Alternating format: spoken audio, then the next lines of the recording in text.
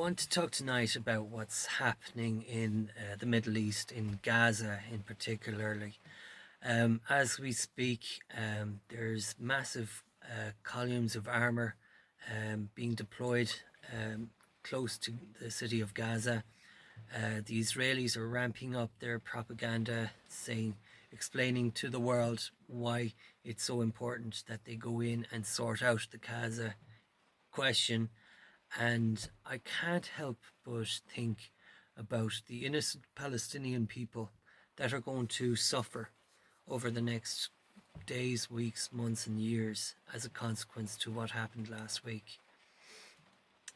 There's a very fine line between militant, hardliner and soldier. As a soldier, as I was a soldier in the Irish Army Reserve, and I swore an oath to protect my people, my country, my government and the property of Ireland. And I asked myself, what kind of oath does an Iranian soldier take?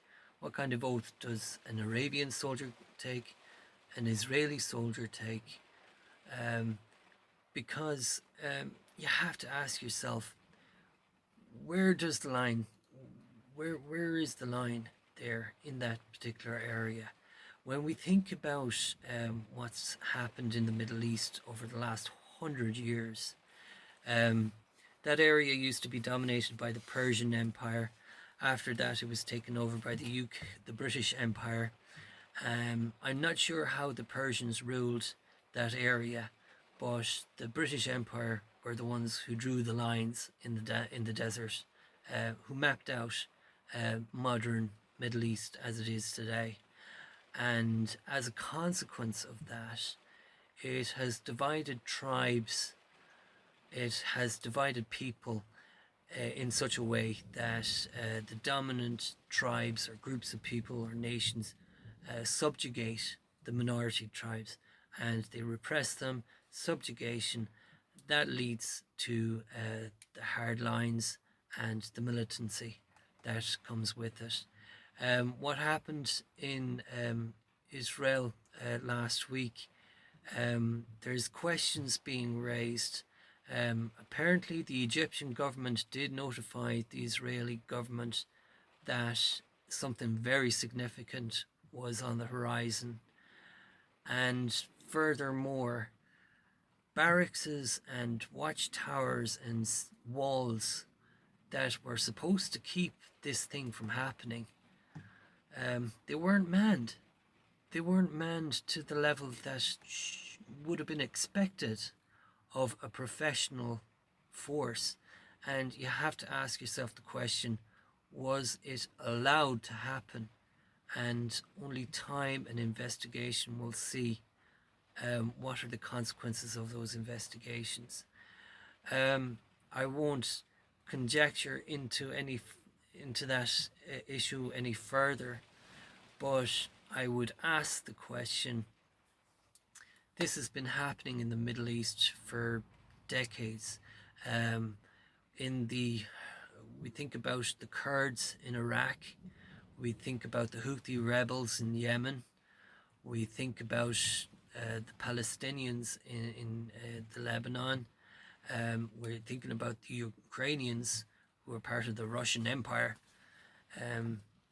There's a circle of violence going on there, and violence only begets more violence. And my concern is for the Israeli Defense Forces now. I've done a podcast on honour and chivalry and those invisible lines that a soldier has to cross now. And I wonder, are they doing enough to prevent even further bloodshed, particularly on innocent people, regardless of what tribe or nation or creed they come from? I ask myself, is it enough for the Israelis to give only a few hours notice to a part of Gaza for those residents to evacuate the area? I ask myself, was it right to cut off their power and electricity, their power and their water? Was it right to do those things? Was it an honourable thing to do to make everybody suffer? But on the other side, I ask myself, those members of Hamas that committed such horrible, horrible atrocities, those are somebody's son, somebody's brother, somebody's father. Um, so the Palestinian people, um, they can't, you can't rat on your own blood. You simply can't do that. We saw that in Northern Ireland. Those Palestinian people are just going to suck it up and take an awful punishment. And it's unfortunate for that to happen. And what is the best way to solve that? I've no solution. Even the United Nations running a blue line through them, it's not going to, it's just kicking a can down the road.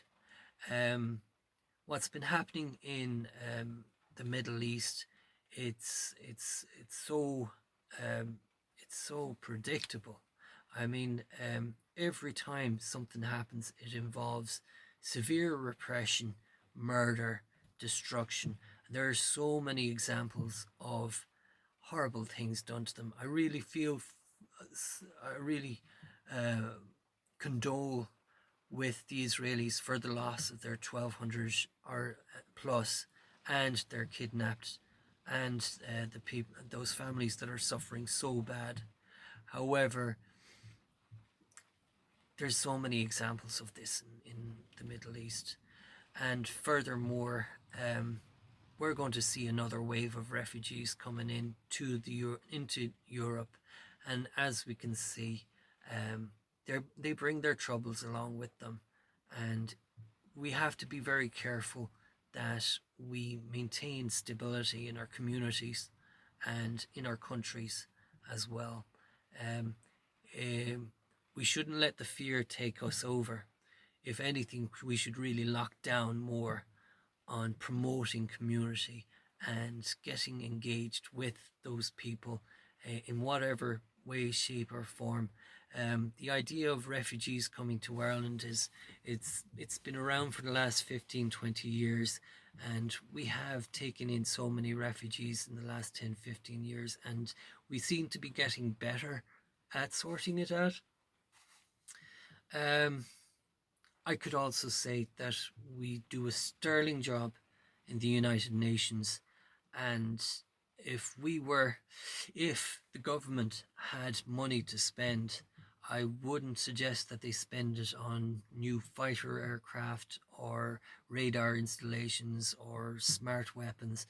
I would recommend that they train up a whole new brigade and train them specifically for the purpose of United Nations duties.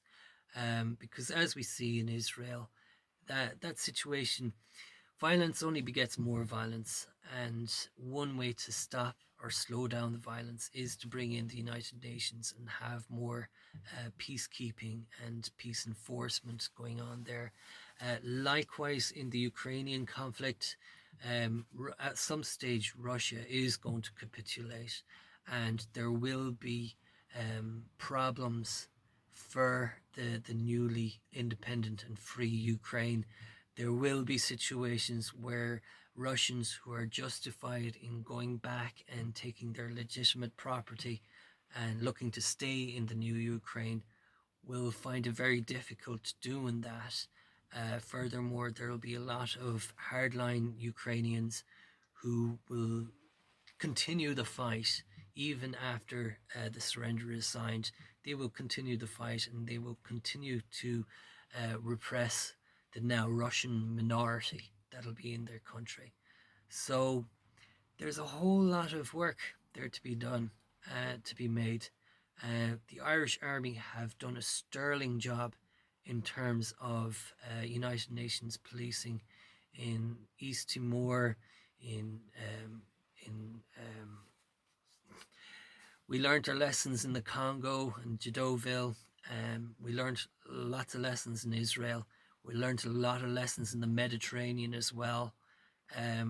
Going forward, I think we should, instead of cutting back on military resources in Ireland, we should actually be ploughing more into it.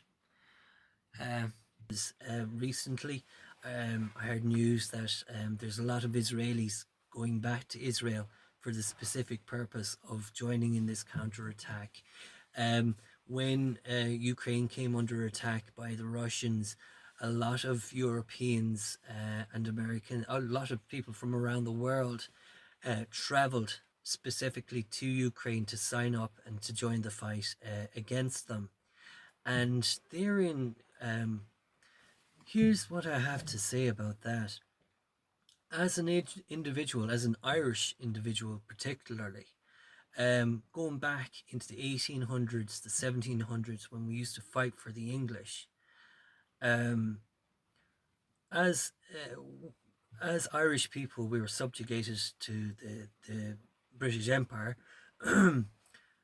We were never really mentioned in the history notes. We never, apart from those of us who made distinguished service, those of them that made distinguished discoveries or won landmark battles, they were remembered, not just in the British Army, but also in the armies around Europe as well. What about all the nameless Irish that took on various conflicts on behalf of a particular side, like the Boer War, the American War of Independence, um, whatever conflict that an Irishman was in, you name it, we were there. All those nameless Irish that fought on that side were never remembered, not in their own country, not in the country that they were fighting for. So today, if I was to consider to fight in the Ukraine conflict, I would feel that the best thing that I could do, or I could get out of that, the best reward that I would get out of doing that for my service would be to go over there, do my service, and in return, I would get citizenship of that country. I would get a bit of land, and I would move my family over to Ukraine, so that as my future generations of my family grow on, they can easily say, look, we fought for Ukrainian independence, we belong in this country, same as everybody else, you know.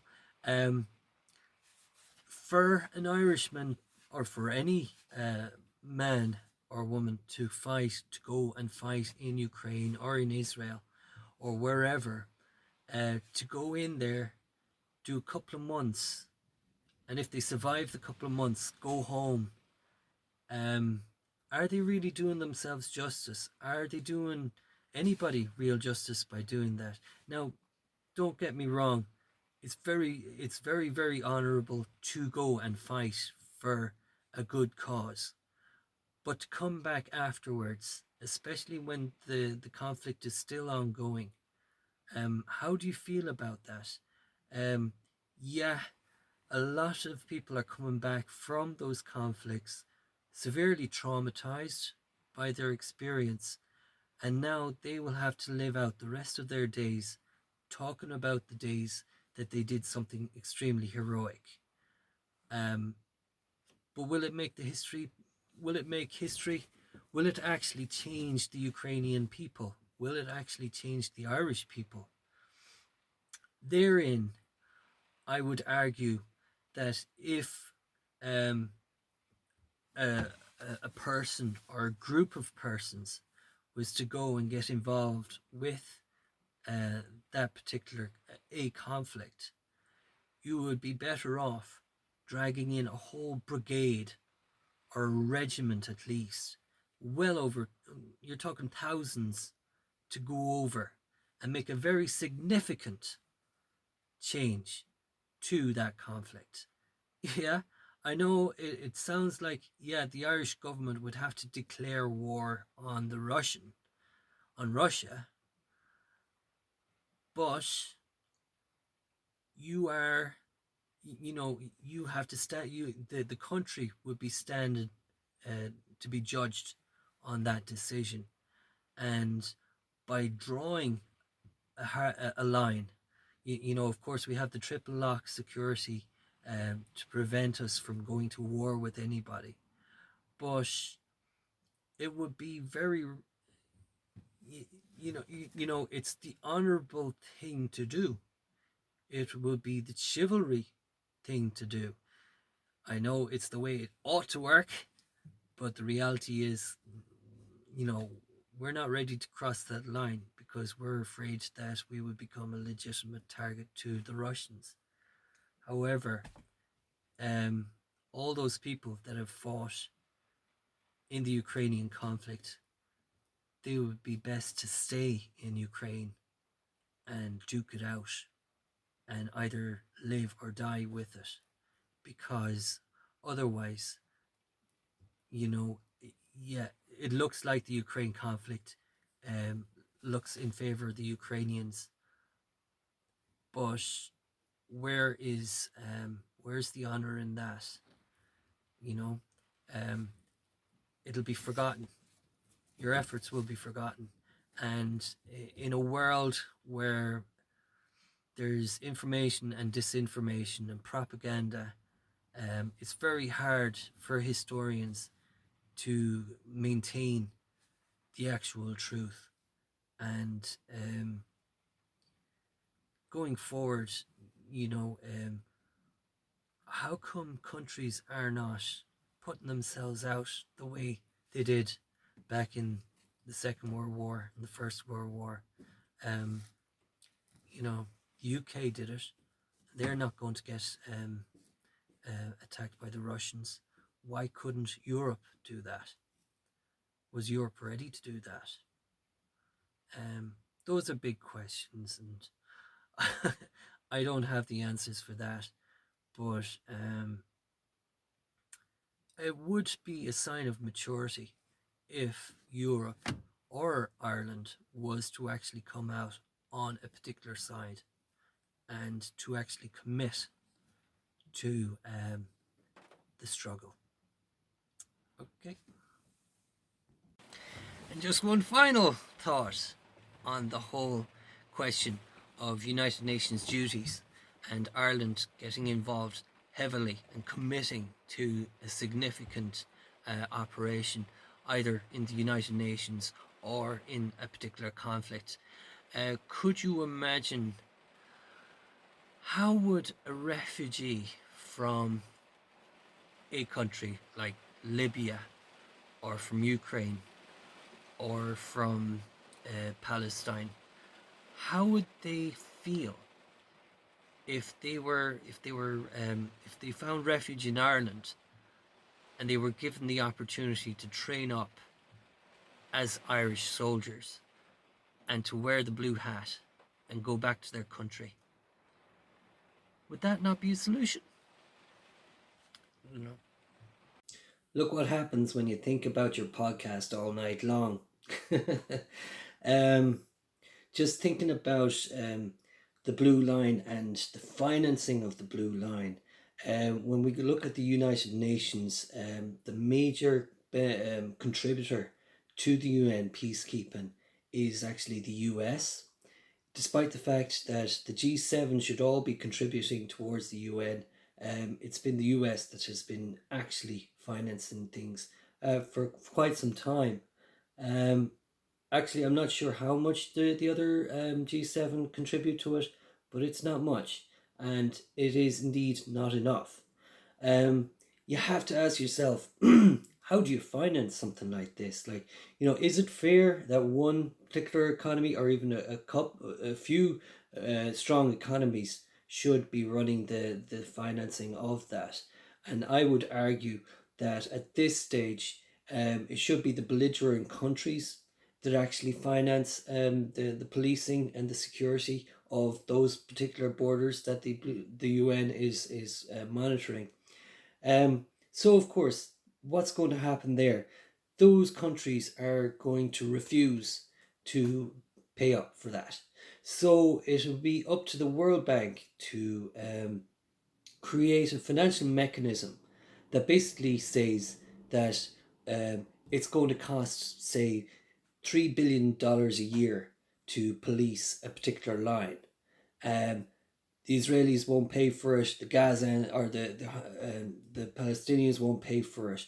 So what they do is they credit their accounts to the tune of 3 billion a year, and so that in such a time, maybe in 20 years' time, 30 years' time, 40 years' time, those countries will have to make up for the difference. It'll go into their national debt, because everything seems to be going into national debts these days. Why can't it be for the defence and security of those blue areas?